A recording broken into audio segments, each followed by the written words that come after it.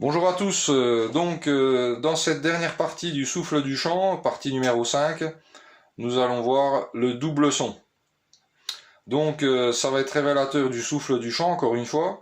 Le principe est de garder le U bien grave et détendu, tout en développant les sons tenus tout d'abord, et ensuite en développant sur des liaisons et des arpèges liés. Et ensuite, bon, on peut à peu près tout jouer avec le double son, mais il faut déjà débuter par un son tenu tout en gardant le chant. On va faire l'exercice du buzz, tout simplement, et on va essayer de garder le chant et de ne pas s'occuper de la vibration des lèvres. Hein, c'est vraiment le chant qui va faire vibrer les lèvres. Quand les lèvres vont se rapprocher, le souffle va faire vibrer, comme on l'a fait avec le buzz tout à l'heure, sauf que maintenant, il va falloir garder le U. Donc,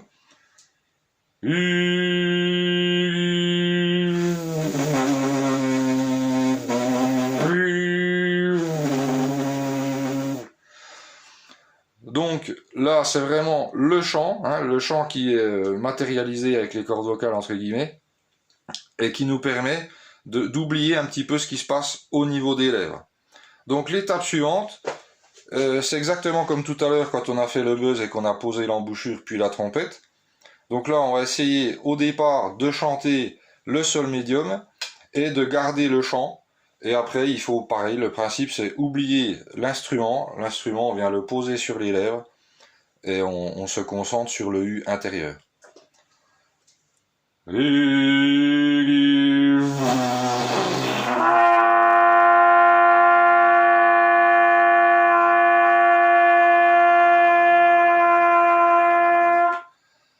Le même principe, on laisse rentrer l'air.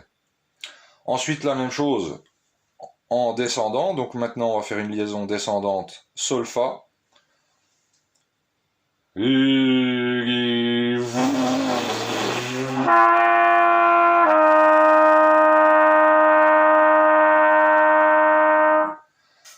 On laisse rentrer l'air. On développe encore jusqu'à mi, sol, fa, mi.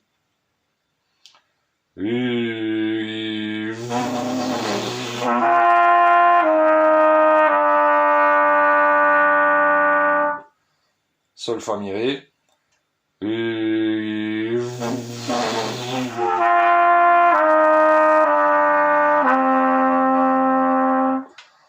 Sol, fa, mi, ré, do.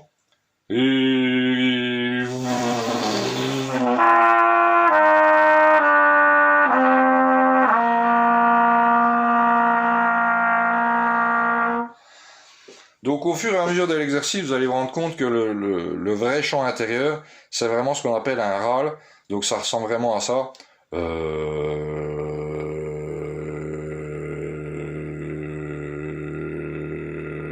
Et ça, c'est ce qu'il faut essayer de garder sur toute la tessiture. Donc c'est pour ça que j'ai symbolisé cette note par un sol grave, mais ça ne veut pas dire qu'il faut chanter un sol grave. C'est une note grave. Voilà, ça n'a pas de hauteur particulière. Donc ensuite, on essaie de développer, pareil, c'est toujours le sol médium, la note de départ, et on va essayer de monter, donc progressivement, sol la, ensuite sol la si, même principe, on décolle à chaque fin de phrase, et on essaie de développer le plus haut possible, tout en gardant ce chant bien grave. Et si on sent que ce chant commence à monter, ça veut dire qu'on commence à fermer la gorge, à se crisper, et donc il faut, quand ça commence à monter, il faut vraiment s'arrêter et recommencer cette phrase qui va servir de référence pour la suite, pour essayer petit à petit de gagner en tessiture. Mais il faut vraiment que ça se fasse très progressivement. Donc cette fois-ci, on va essayer de commencer directement le double son en posant l'embouchure. Donc là, on fait juste le U. C'est le U qui va faire le son.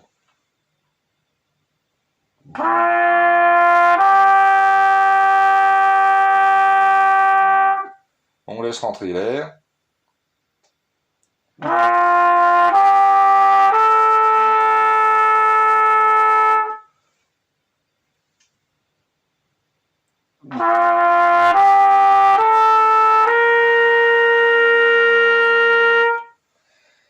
etc. le plus haut possible.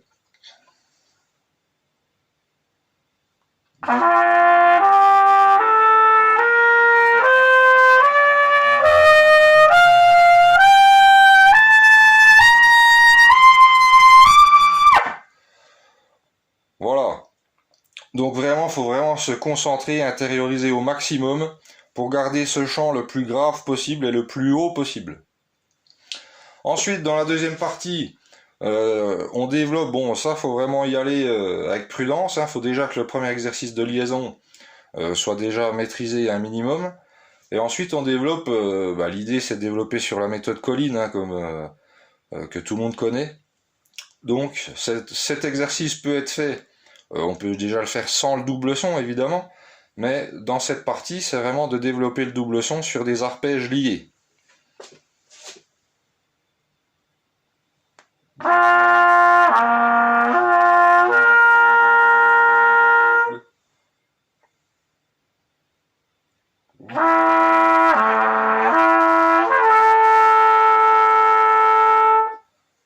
On laisse rentrer l'air.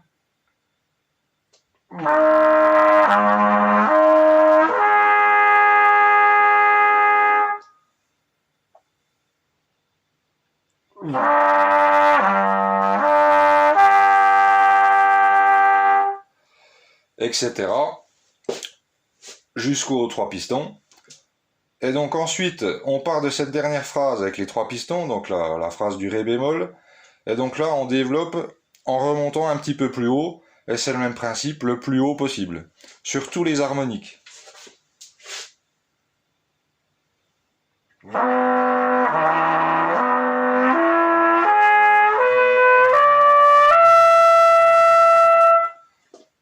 On décolle.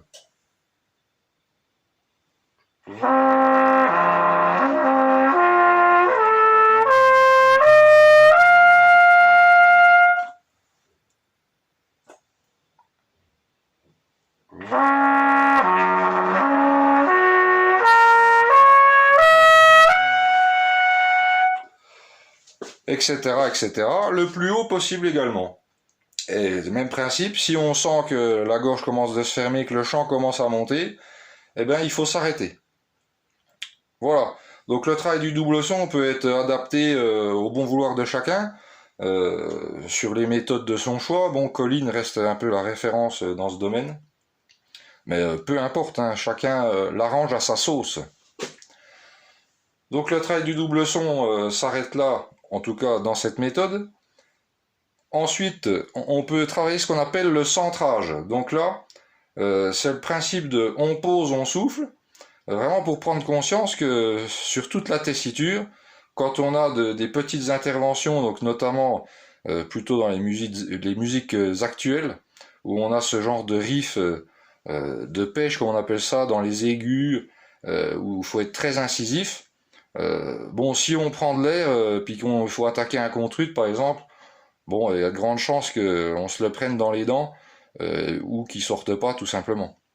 Donc c'est vraiment pour prendre conscience de ce principe-là, quand on a vraiment des petites interventions à faire, il faut vraiment, on pose, on joue. C'est comme ça que ça sort le mieux. Donc on développe toujours en descendant, et ensuite on monte le plus haut possible. Là c'est dans le sens chromatique, parce que bon, c'est dans ce sens-là au départ qu'il faut travailler les choses. Une fois qu'on est un peu plus à l'aise, on peut vraiment varier, on n'est pas obligé de faire du chromatisme descendant ou chromatisme montant, on peut alterner. Mais au départ, c'est important de faire dans ce sens-là. Donc là, on va vraiment travailler que sur le ti, hein, on ne cherche pas à souffler, on fait que ti.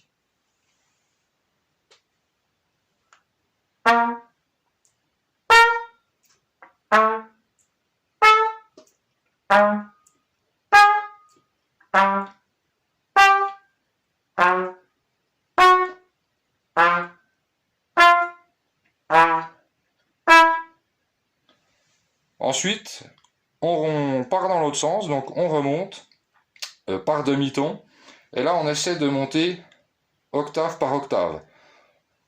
Pour les élèves qui sont un peu moins avancés, on peut faire Ré bémol, Sol bémol et Ré bémol, au lieu de faire le Sol bémol aigu. on peut tout à fait adapter l'exercice.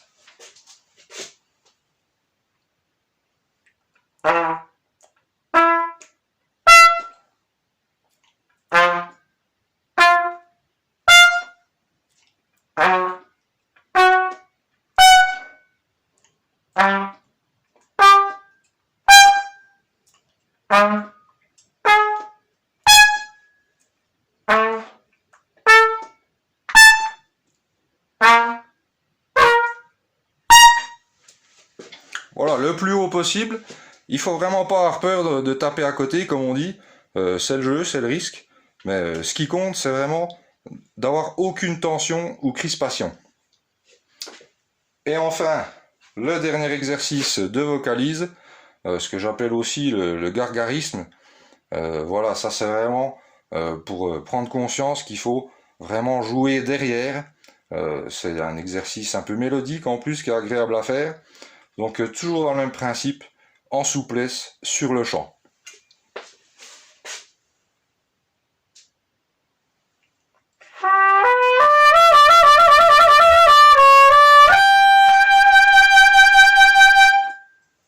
On laisse rentrer l'air.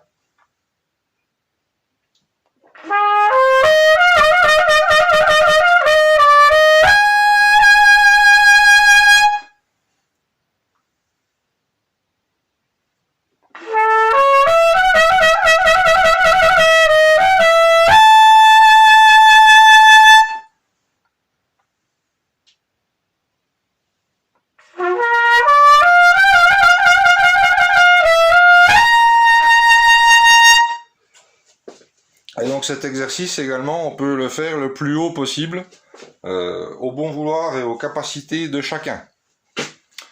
Voilà, donc ainsi s'achèvent les explications sur le souffle du chant. J'espère que ça vous aura servi, que ça vous aura donné envie d'explorer cette méthode et de prendre conscience que vraiment la trompette, il faut chanter, et vraiment être détendu, mais en même temps énergique, très énergique à l'intérieur. Eh bien écoutez, je vous dis merci pour m'avoir visionné. Si vous voulez me contacter, vous pouvez le faire via le site internet latrompette.free.fr où il y a mes coordonnées dans la page Les Professeurs. Je vous dis à bientôt. Au revoir.